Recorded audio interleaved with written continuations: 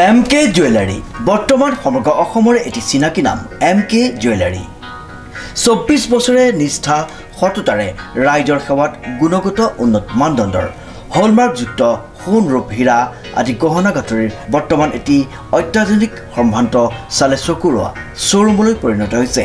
ৰাইজৰ আপোন jewellery MK jewellery বিয়া বাৰু জন্মদিন বা অন্য কোনো বিশেষ মুহূৰ্তত আপোনজনক যদি সোণ ৰূপ হীৰা বা অন্য যিকোনো গহনা উপহাৰ দিব বিচাৰে তেন্তে MK জুৱেলাৰীক সদায় পাব আপোনালোকৰ কাষত প্ৰিয় গ্ৰাহকসকলৰ যদি সোণ ৰূপ বা তাম আদি গহনা গাঁথৰিৰ কোনো সমস্যা থাকে তেন্তে আমি আমাৰ নিজা কাৰখানাত ততাতৈয়াকৈ গ্ৰাহকৰ সুবিধাৰ প্ৰতি লক্ষ্য ৰাখি তৎক্ষণাত সমাধা কৰোঁ আপোনাৰ মৰমৰ পুত্ৰ বা জীয়ৰীৰ শুভ বিবাহৰ বাবে আমাৰ শ্বৰুমত হলমাৰ্কযুক্ত বিয়াৰ সম্পূৰ্ণ গহনা পোৱা যাব উচিত মূল্যত আৰু উচিত মানদণ্ডত পুৰণি সোণৰ গহনা সলনি কৰি অত্যাধুনিক ন ডিজাইনৰ গহনা আমাৰ MK জুৱেলাৰীৰ পৰা ক্ৰয় কৰিব পাৰিব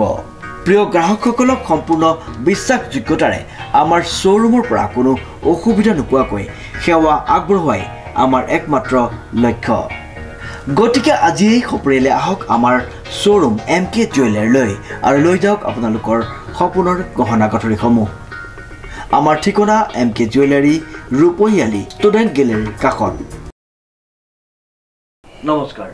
নিউজৰ বাতৰিলৈ স্বাগতম জনাই ষ্টুডিঅ'ৰ মজিয়াত মহৎপল দাস চাওক আজিৰ বাতৰি যোৰহাট মুক্তি যুঁজাৰু ভৱনত সুকণ্ঠী গায়িকা ডক্টৰ প্ৰবালী শৰ্মা বেজবৰুৱাৰ উপজাতিনৰ স্মৃতিত উন্মোচন কৰা হয় এটি সুন্দৰ গীত মোৰ মন যে বগলী শীৰ্ষক গীতটি নিউজৰ ৰিপৰ্ট যোৰহাটৰ মুক্তি যুঁজাৰু ভৱনত সুকণ্ঠী গায়িকা ডক্টৰ প্ৰবালী শৰ্মা বেজবৰুৱাৰ উপজাতিনৰ স্মৃতিত এটি সুন্দৰ গীত শুভ উন্মোচন কৰা হয় শতাধিক ৰাইজৰ উপস্থিতিত তুষাৰ প্ৰণৱ কাকতিৰ কণ্ঠৰে নিগৰা সন্ধ্যা দেৱীৰ কথা সুৰ আৰু ৰাজুমণি শইকীয়াৰ সংগীত পৰিচালনাৰে নিৰ্মিত মোৰ মন যে বগলী গীতটিৰ শুভ উন্মোচন কৰা হয় মন যে বগলী গীতটো আজি উন্মোচন কৰা হ'ল এজন কিশোৰ তুষাৰ প্ৰণৱ কাকতি তেখেতৰ কণ্ঠত বাণীবন্ধন হৈ আজি মুক্তি পালে সন্ধ্যা দেৱী বাইদেৱে ৰচনা সুৰ কৰিলে আৰু তুষাৰ প্ৰণৱক মই জানো মোৰ ওচৰ চুবুৰীয়া যদিও তেওঁৰ মাতৃ আমাৰ লগতে আছে ৰশ্মিৰেখা তেওঁ খুব সংগীতৰ ব্যুৎপত্তি থকা এগৰাকী সংগীত শিক্ষয়িত্ৰী গায়িকা গতিকে তেখেতৰ তত্ত্বাৱধানতে তুষাৰ প্ৰণৱে ধুনীয়াকৈ গীত শিকি আগবাঢ়ি গৈছে আৰু এইটো প্ৰথম তেওঁ বাণীবন্ধন কৰি গীত উলিয়াইছে আৰু সন্ধ্যা দেৱী বাইদেৱে তেওঁৰ শৈশৱতে লিখা এটি গীত শৈশৱকালৰ এটি গীত তেওঁ সেই শৈশৱৰ কথাবোৰেই লিখিছে তাত আৰু সেয়া সুন্দৰকৈ সুৰে সংগীতে আৰু কণ্ঠটো তুষাৰৰ কণ্ঠত প্ৰকাশ পাই উঠিছে গতিকে গীতটো সকলোৱে আদৰি ল'ব উল্লেখযোগ্য গীতটো নৱপ্ৰজন্মক সংগীত জগতৰ প্ৰতি আগ্ৰহী কৰি তোলাৰ উদ্দেশ্যে শিশু শিল্পী তুষাৰ প্ৰণৱ কাকতিৰ কণ্ঠত এই গীতটি দিয়া হৈছে বুলি সংবাদ মাধ্যমৰ আগত উল্লেখ কৰে সন্ধ্যা দেৱীয়ে উক্ত শুভ উন্মোচনী সন্ধিয়াত কেইবাজনো সংগীত শিল্পী অনাতাঁৰ শিল্পীৰ লগতে কেইবাজনো বিশিষ্ট ব্যক্তি উপস্থিত আছিল গীতটি নিৰ্মাণৰ লগত জড়িত সকলোৱে গীতটি শ্ৰোতাবৃন্দক আদৰি ল'বলৈ আহ্বান জনাইছে সকলো ডিজিটেল মাধ্যমত মুক্তি লাভ কৰিব গতিকে সকলোৱে গীতটো আদৰি ল'বলৈ আশা কৰিছোঁ সন্ধ্যা দেৱী বাইদেউৰ গীত বুলি ক'লে আমি বিশেষ আগ্ৰহেৰে গীতবিলাক শুনো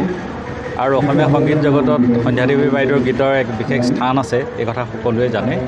তেখেতৰ বহু গীত বহু শিল্পীয়ে নামী শিল্পীয়ে গাইছে কিন্তু বাইদেউৰ এটা মনৰ দৃঢ়তা সেই দৃঢ়তাৰ কথা নকলেই নহ'ব তেখেতে গীত এতিয়াও ৰচি আছে সুৰ দি আছে আৰু তেখেতে নৱপ্ৰজন্মৰ এই তুষাৰ প্ৰণৱৰ দৰে গায়কক আনি পেলাই গীত গোৱাইছে আৰু ৰাইজৰ মাজলৈ উলিয়াই দিছে এইটো এটা অতি মহৎ কাম ইয়াৰ লগতে মন যে বগলীটো তুষাৰ প্ৰণৱে গাইছে আৰু ইয়াৰ উপৰি গাইছে মৈত্ৰী শৰ্মাই আন এটি ধুনীয়া গীত অচিন পক্ষী সন্ধ্যা বাইদেৱে নিজৰ জীৱনটোকেই যেন এই গীতৰ মাজেদি আঁকিছে মোৰ এনে ভাৱ হয় তেওঁলোকৰ এই গীতে মই নিশ্চিত যে তেওঁলোকে সমাজত এক বিশেষ স্থান লাভ কৰিব আৰু সন্ধ্যা বাইদেউৰ গীতৰ প্ৰতি মানুহ অধিক আগ্ৰহী হৈ পৰিব ধুমুহা পক্ষী গীতটো আচলতে সন্ধ্যা বাইদেৱে তেখেতৰ প্ৰয়াত জীয়ৰী প্ৰবালী শৰ্মা বেজবৰুৱাৰ স্মৃতিতেই লিখিছিলে আৰু সেই গীতটো যেতিয়া মোক গাবলৈ কৈছিলে মই তেতিয়া অকণমান ভয়ো খাইছিলোঁ যে মই পাৰিম নাই সিমানটো আৱেগ দিব তেখেতৰ স্মৃতিত লিখিছে যেতিয়া সেইটো গীতটো অকণমান মানে বেলেগ ধৰণৰে হ'ব কিন্তু বাইদেৱে যেতিয়া বিশ্বাস কৰিলে ৰাজীৱেও বিশ্বাস কৰি মোক গাবলৈ দিয়াত মই গীতটো ৰেকৰ্ডিং কৰিলোঁ মই গীতটো কিন্তু সেই ৰেকৰ্ডিংহে কৰিলোঁ তাৰপিছত আৰু শুনিবলৈ পোৱা নাছিলোঁ এইটো মানে এইটো প্ৰথম গীত সঁচা কথা ক'বলৈ গ'লে এনেই গান গাওঁ কিন্তু আজিলৈকে মই গীত এটা কৰা হোৱা নাই তাৰমানে কিন্তু এইখিনি আগবঢ়াই দি পেলাই যেতিয়া ৰাজীৱ বা বাইদেউহঁতে এনেকৈ আগবঢ়াই দি মোক গীতটো গাব পাৰিম বুলি বিশ্বাস কৰিলে সেইটোৰ বাবে মই সকলোকে মানে কৃতজ্ঞতা জ্ঞাপন কৰিছোঁ আৰু গীতটো ভাল বেয়া ৰাইজে ক'ব এটি সৰ্বাংগ সুন্দৰ গীত আজি উন্মোচন হ'ল তবালী বেজবৰুৱাৰ মৃত্যুবাৰ্ষিকীৰ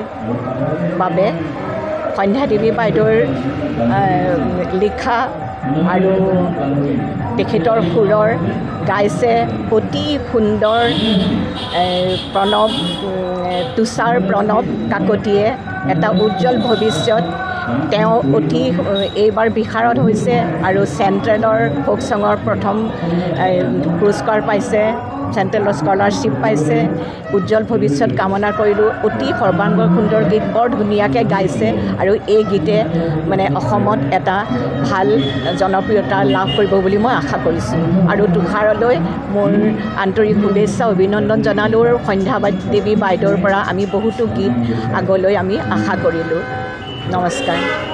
বিশেষকৈ মানে গীতটোত দেখা গৈছে যে অসমৰ মানে পটভূমিত গীতটো ৰচিত হৈছে আৰু গীতটো মানে বগলী মানে এটা প্ৰকৃতিৰ মানে গীতটোৰ মানে পৰিৱেশটো এনেকুৱা ধুনীয়াকৈ মানে প্ৰকাশ কৰিছে বগলীটো উৰি গৈছে আৰু সেই তুষাৰে সেইদৰেই যেন বগলীৰ লগে লগে নাচি তুষাৰৰ বয়সতেই যেন সেইদৰেই সেই গানটো যেন গাইছে আৰু সেইটো তাৰ এক্সপ্ৰেশ্যন অতি সুন্দৰ হৈছে আৰু গীতটোৰ যিটো ভাৱধাৰা সেই তুষাৰৰ কণ্ঠত ফুটি উঠিছে শ্ৰীমন্ত মাধৱ বৰুৱাৰ ৰিপৰ্ট নিউজ নাও।